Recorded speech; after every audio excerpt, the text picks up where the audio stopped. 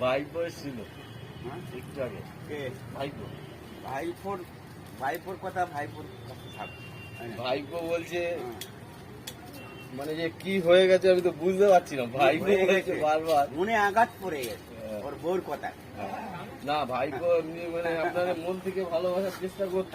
ওর বউ এখানে দাঁড়ায় বলছে কাকাকে ফোন করবা না। তাতে বুঝে গেল উনি আমাকে ডাকে, খুব মিলে তার পয়সার মনে হয় আমি ধ্বংস করতে খেয়ে দেবো, এটাই মনে করলো। সেই থেকে আমার ঠিক না তো, এটা অন্যায় কথা। এগুলো ঠিক? ভুল ভাবছো, ভুল ভাবলো তো। তাহলে তুমি তো ওরকম মানুষ না। আমি তো আমি লোকরে খাওয়ানোর লোক। আমি কোনোদিন ছোটবেলার থেকে খাওয়াই গেছি, তো এটা খাওয়ার যেটা করি নাই আমি কোনোদিন। আমি হোটেলে খাই, এই যখন ঘুগনি মুড়ি খেয়েছিলাম, হ্যাঁ, তারপরে আবার দুপুরে সময় সাথু খাবার চললো, রাত্রেবেলা দুটো ভাত। ওই দেখো কি বলতে বলতে যাচ্ছে, দেখেছো? ওই লোক হচ্ছে উনি তো বাংলাদেশের লোক, ওই জন্য ভয় করে, বললো বলে ধরে নিয়ে যাচ্ছে। আমার বাড়ি নদিয়া ডিস্ট্রিক্ট, কল্যাণী হরিঙ্গাটা। এখানে থাকি কলেজ মোড়ে, বস্তিতে থাকি, বস্তিতে ঘর করে নিয়েছি, ওখানে থাকি।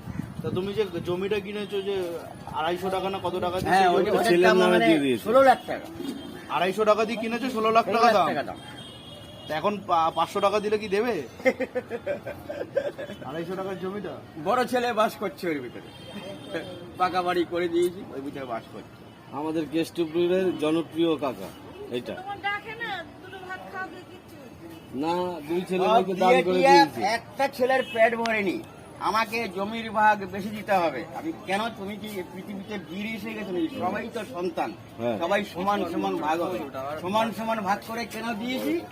ওর যা কথা বলে না, অন্তরে সহ্য হয় না। ওই একটা ছেলের জন্য আমি বাড়ি থাকি না, ওই একটা ছেলের জন্য। খুব রাগারাগি করে। 4টার ভিতরে একটা ছেলের জন্য আমি বাড়ি থাকি না। আটগুলো তো বলে মরে গেলে উপরে হবে সব, হিসেব সব উপরে হবে। হ্যাঁ, হিসাব হবে।